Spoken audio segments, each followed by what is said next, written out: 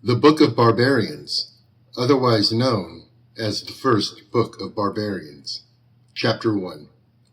There were a lot of other tribes of apes who were not very civilized, which is how they came to be barbarians.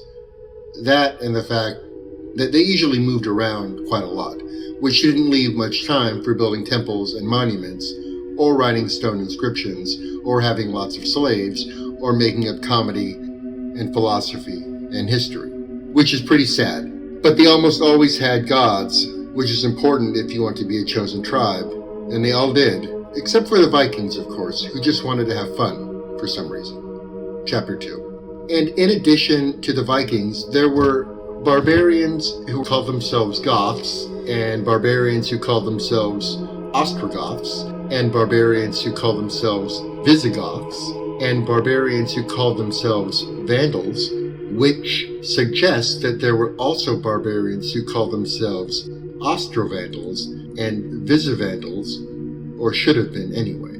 And there were barbarians called Franks, and barbarians called Huns, and barbarians called Angles, and barbarians called Saxons.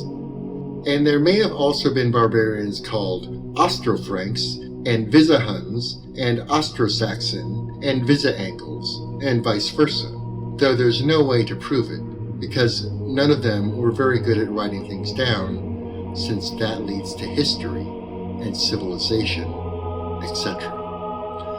Which just isn't necessary when all you want to do is smash things up. Chapter 3.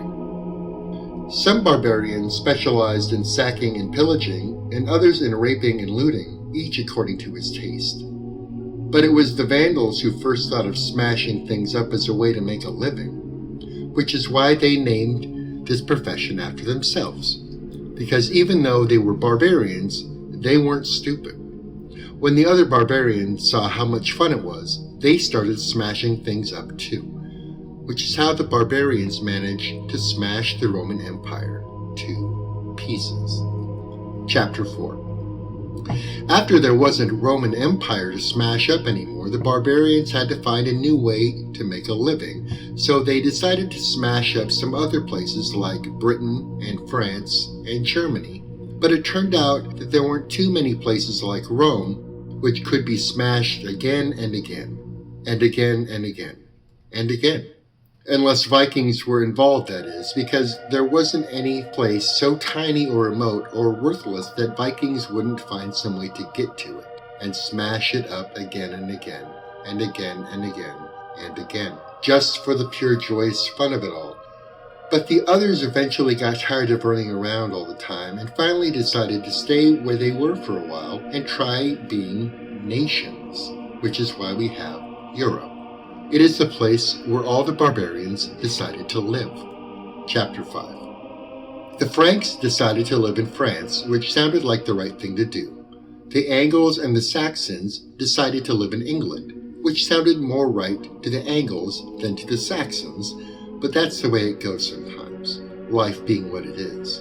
And the Visivandals and Ostrovandals, and the Huns and the Goths and the Vandals, and even the Ostrogoths and the Visigoths, all thought that Germany was the right place to live, which is a lot of barbarians to put together in one place, and maybe explains why Germany has never quite gotten the hang of being civilized. Chapter 6. And surprisingly enough, there were certain things that all of them decided to do, like be Christian, which meant putting all their gods of war and rape and looting and arson and so forth into storage until further notice, and worshipping the god of love thy neighbor instead, which is easier to do when you're not running around all the time smashing thy neighbor to a bloody pulp. Unless you can find some neighbors who aren't Christians, of course, provided the Vikings didn't already find them first. And so, after thinking it all over pretty carefully, the barbarians decided to give civilization their very best effort, and be devout about their new religion, and build lots of monuments and cathedrals, and write plenty of stone inscriptions, and even trying something completely new, like having a tremendous dark age that would last 1,000 years. Chapter 7. It takes a lot of work to have a good Dark Age, which is why the Barbarians were lucky to have so many Christians around, because no one knows how to start a Dark Age better than a bunch of pious Christians. And so all the Christians pitched in and helped the Barbarians do the right thing, which stopped almost everything stone cold dead in its